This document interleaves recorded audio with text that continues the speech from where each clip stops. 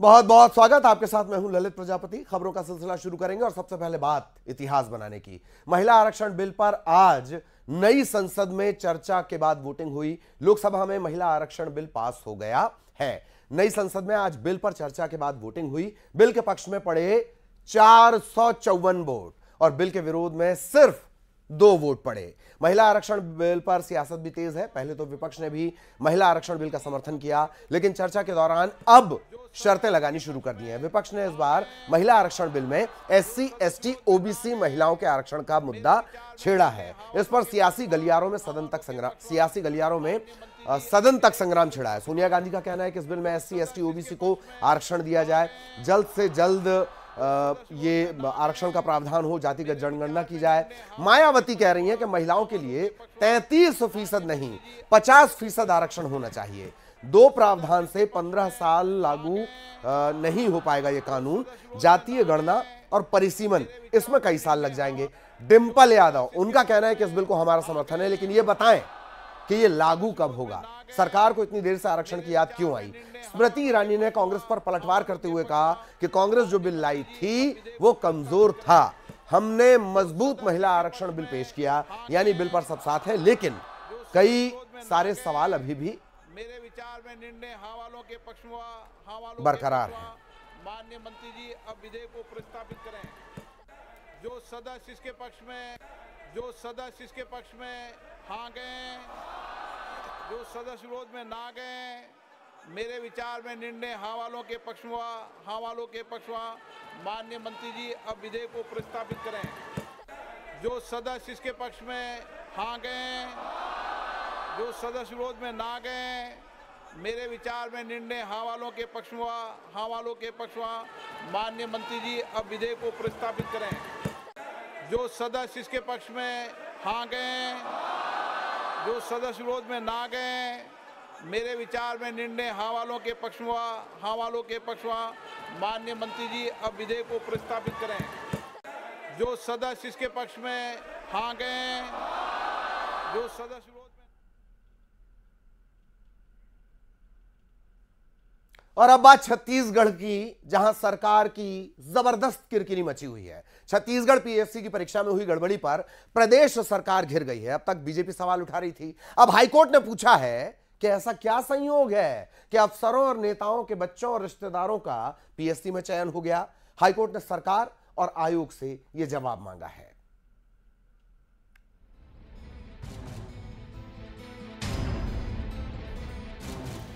CGPSC घोटाले पर छत्तीसगढ़ की भूपेश सरकार घिर गई है। सियासी आरोपों का जवाब देने के साथ ही अब सरकार को अदालत का सामना भी करना पड़ेगा। छत्तीसगढ़ हाईकोर्ट ने PSC की हालिया भर्ती में गड़बड़ी पर विधायक नंदकीराम कंवर की याचिका स्वीकार कर दी है। हाईकोर्ट ने प्रदेश सरकार से कड़े सवाल भी पूछे हैं। कोर्ट ने सवाल उठाया है कि ऐसा क्या संयोग है कि अफसरों और नेताओं के बच्चों और रिश्तेदारों का PSC में चयन हो गया। हाईकोर्ट ने इस मामले पर सरकार और आयोग से जवाब मांगा है। PSC पर प्रदेश में लंबे समय से हंगामा लगातार जारी है और अब हाईकोर्ट की सख्ती के बाद सरकार ने मामले की जांच की बात कही। सरकार जांच के बाद कोर्ट में जवाब पेश करेगी। मामले पर फैसले तक नियुक्तियों पर यथास्थिति रहेगी। कोर्ट के अगले आदेश तक नियुक्तियों की प्रक्रिया को अंतिम रूप नहीं दिया जाएगा। PSC नियुक्तियों पर हाईकोर्ट के सवाल के बाद अब बीजेपी सरकार पर हमलावर हो गई है। पूर्व CM रमन सिंह ने कहा कि कांग्रेस का भ्रष्टाचार सामने आ गया है। नेता प्रतिपक्ष नारायण चंदेल ने भी सरकार को घेरा। दूसरा फैसला जिसमें CGPSC के मामले की बात है, उच्च न्यायालय ने कांग्रेस सरकार को न केवल फटकार लगाई है, बल्कि उन्होंने 18 मेरिट होल्डर जो कांग्रेस के नेता अधिकारियों से संबंधित है, PSC चेयरमैन के रिश्तेदार हैं, उनकी नियुक्ति पर रोक लगाते हुए। नियुक्तियों पर हाईकोर्ट के सवाल के बाद प्रदेश की सरकार निशाने पर है। CM भूपेश बघेल कोर्ट का आदेश का पालन करने की बात कह रहे हैं। ये भारतीय जनता पार्टी के नेता ही नंदकीराम कंवर जी कोर्ट गए हैं और कोर्ट के जो आदेश है उसका हम लोग पालन करेंगे, लेकिन इसमें भी यदि कोई गाइड आता है उसकी जांच कराने के यदि निर्देश देते हैं, हम जांच करा लेंगे। यदि उसके और कोई निर्देश देते हैं वो कार्रवाई कर लेंगे। छत्तीसगढ़ PSC की 2021 सिविल सेवा परीक्षा के नतीजों पर लगातार सवाल उठते रहे हैं। बीजेपी का आरोप है कि कई सरकारी अधिकारियों और नेताओं के बच्चों का चयन किया गया। अब तक सरकार इन आरोपों को नकारती रही है, लेकिन अब हाईकोर्ट ने भी सवाल पूछा है। कोर्ट की फटकार के बाद सरकार घिरती हुई नजर आ रही है। Bureau report, news 18, Madhya Pradesh, Chhattisgarh. और खबर मनेंद्रगढ़ से। ओपी चौधरी हैं, वो सीएम को चुनौती दे रहे हैं, मुख्यमंत्री भूपेश बघेल को। आए भूपेश बघेल और उनके खिलाफ चुनाव लड़े, वो तैयार हैं। मेरे खिलाफ चुनाव लड़े मुख्यमंत्री भूपेश बघेल। ओपी चौधरी पुराने अधिकारी और अब बीजेपी में संगठन में जिम्मेदारी संभाल रहे हैं। उनका यह कहना है कि मुख्यमंत्री भूपेश बघेल उनके खिलाफ चुनाव लड़े, चुनौती दे रहे हैं।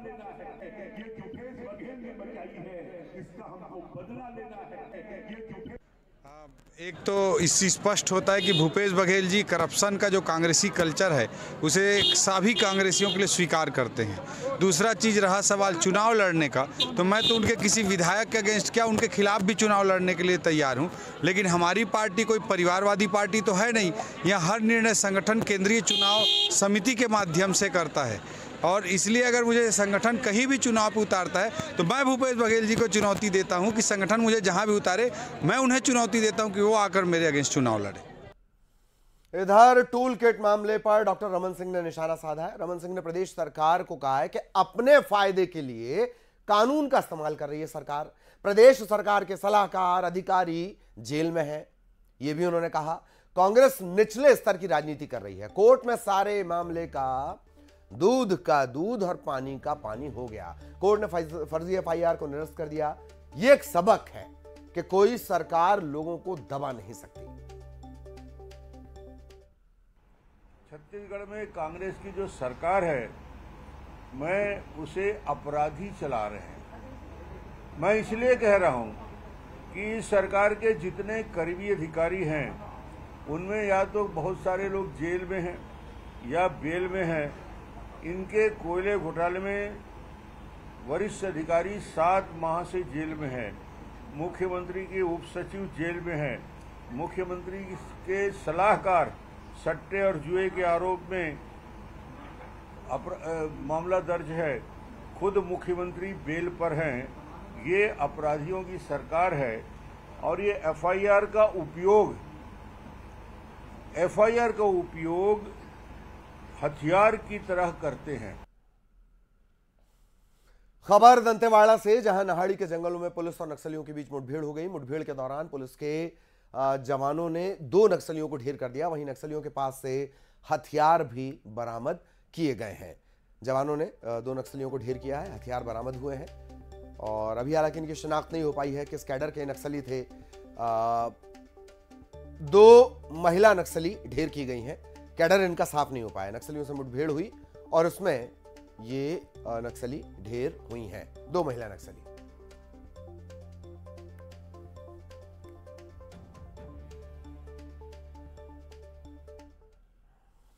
बात करेंगे रायगढ़ के एक्सिस बैंक में हुई डकैती की। बैंक डकैती मामले में पुलिस को बड़ी कामयाबी हाथ लगी है।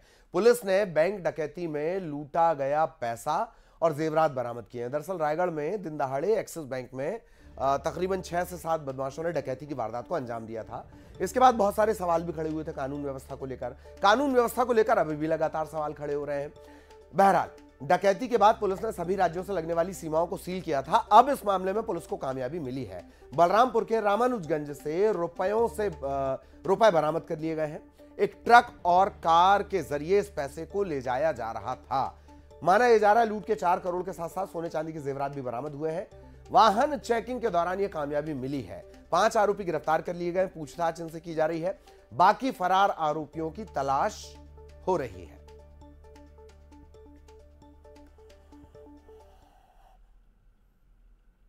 रायपुर में हुआ है रिश्तों का कत्ल। भाई ने भाई की हत्या कर दी। पारिवारिक विवाद में भाई ने भाई का मर्डर कर दिया। गला दबाकर हत्या की गई है और हत्या के बाद शव को खारून नदी में फेंक दिया गया। 13 सितंबर से एक युवक लापता था। पुलिस ने आरोपी भाई को गिरफ्तार कर लिया है। गला दबाकर हत्या का ये पूरा मामला है। भाई ने भाई की हत्या की। पारिवारिक विवाद हत्या तक जा पहुंचा।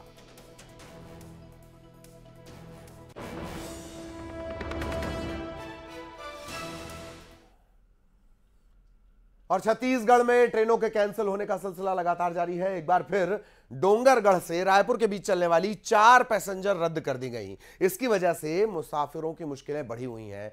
ट्रेन के कैंसिल होने का यह सिलसिला तकरीबन 1 साल से चल रहा है।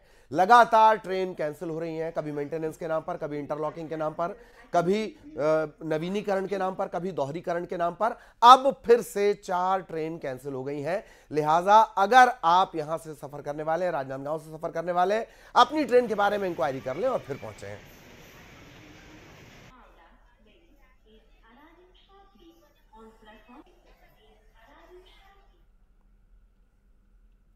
और छत्तीसगढ़ में विकास के तमाम दावों के बीच जशपुर से आई ये तस्वीरें बताने के लिए काफी हैं कि जमीनी हकीकत दरअसल दावों से कितनी अलग है।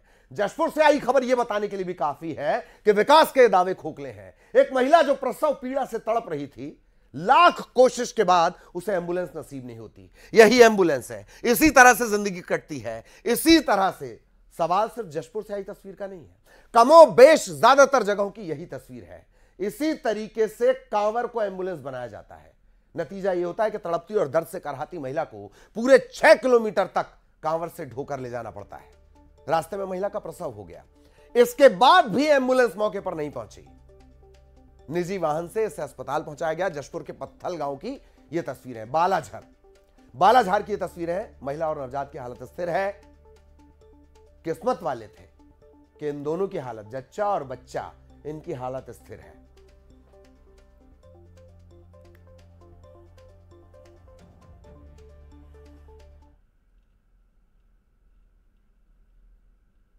कुछ और तस्वीरों की बात भी करेंगे, कुछ और तस्वीरें भी दिखाएंगे। इस तस्वीर को देखकर आप चौंक जाएंगे। एक कमरे में 1-2 नहीं, कई सारे सांप नजर आते हैं। दरअसल ये खबर आई गरियाबंद से, जहां ऋषि पंचमी का त्योहार मनाया जा रहा है। यहां पर नागों की पूजा का विधान है। फिंगेश्वर ब्लॉक के देवरी गांव में सांवरा समिति घरों में निकलने वाले सांपों को पकड़कर लाते हैं और फिर आज के दिन इनकी पूजा की जाती है। गांव में सांपों की शोभा यात्रा तक निकाली जाती है। इसके तहत जगह जगह सांपों को पूजा जाता है। इस पूजा के बाद इन सांपों को जंगल में छोड़ दिया जाता है। खास बात यह कि यहां सांपों को संरक्षित करने के उद्देश्य से सांवरा गुरु पाठशाला भी खोली गई है, जहां लोगों को सांप पकड़ना सिखाया जाता है। यह भी अद्भुत है। मैं इस वक्त ग्राम पंचायत देवरी में हूं और सांवरा समाज द्वारा ऋषि पंचमी को बड़े ही धूमधाम के साथ मनाया जाता है। और ये देखिए कि यहाँ पर सांपों की आप संख्या देखिए, ये सभी नाग है और ये अद्भुत तस्वीर इसे कह सकते हैं, खास तौर पर ऋषि पंचमी को लेकर। और तमाम सांप यहाँ पर है जो सांवरा समाज के लोग जो हैं पकड़ कर रखे हैं, लेकिन इसका पूजा पाठ करते हैं। कौन कौन से सांप है आइए पहले जानते हैं। भैया कौन कौन से सांप है यहाँ पे? भैया ये डोमी है रे, ये है काला नांग है रे, वो है दूध नांग है रे। और कई प्रकार के प्रजाति के यहाँ पे सांप ला पकड़े गए हैं।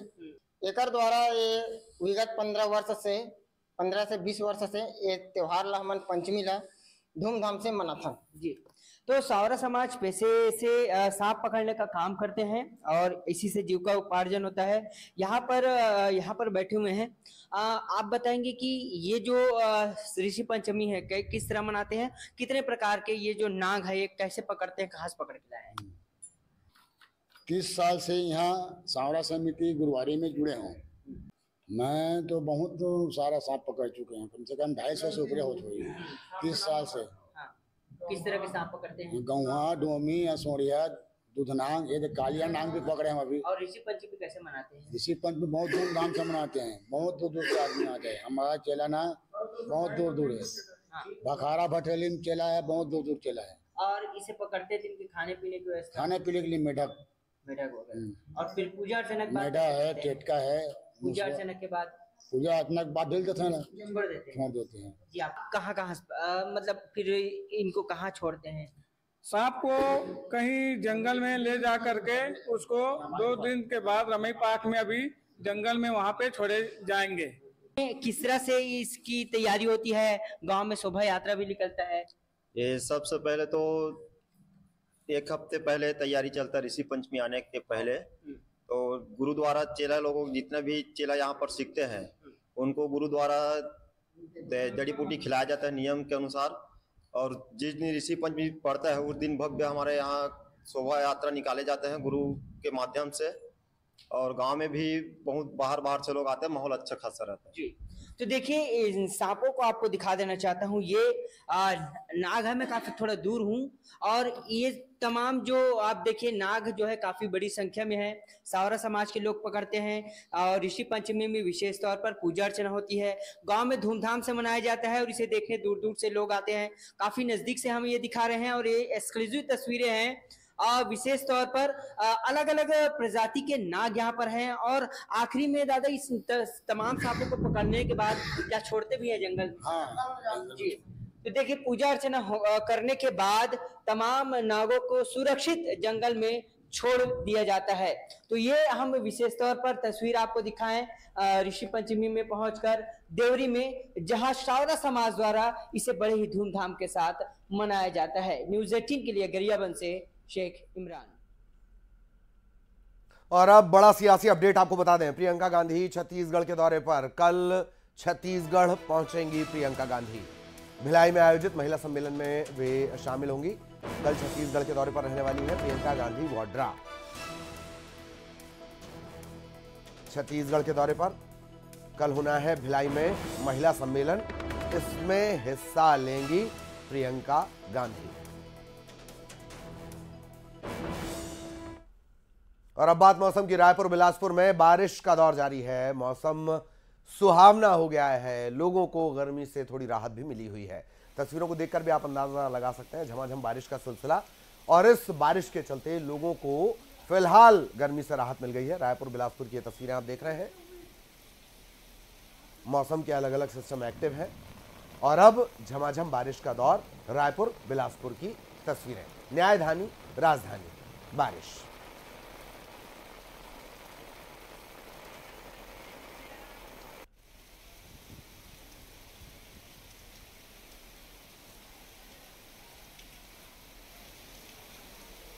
तो लगातार बारिश का सिलसिला, ये दो तस्वीरें आपकी स्क्रीन पर। बारिश ब्रेकिंग, कांकेर और कोंडागांव की तस्वीरें भी देख लीजिए। झमाझम बारिश का सिलसिला यहां भी शुरू हो गया। कांकेर कोंडागांव की ये तस्वीरें, जहां बारिश के चलते थोड़ी राहत ज़रूर मिली है। गर्मी और उमस का जो एक मौसम बन गया था, उससे मौसम विभाग का कहना है कि कांकेर में आने वाले दिनों में और भारी बारिश होगी। कोंडागांव में 2 दिन के सूखे के बाद बारिश का दौर शुरू हो गया है। गरज चमक के साथ झमाझम बरसे हैं बदरा। ये 3 तस्वीरें और देख लीजिए। जगदलपुर, कोंडागांव और कांकेर की तस्वीरें, जहां बारिश हुई है। और जैसे कि हमने आपको बताया, चूंकि गर्मी और उमस बढ़ गई थी और उसके बाद ये बारिश, फौरी राहत मिली है। हालांकि ज्यादातर जो जगह है वहां पर मौसम विभाग का अलर्ट यह है कि बारिश का सिलसिला अभी जारी रहेगा। छत्तीसगढ़ में झमाझम बारिश का दौर।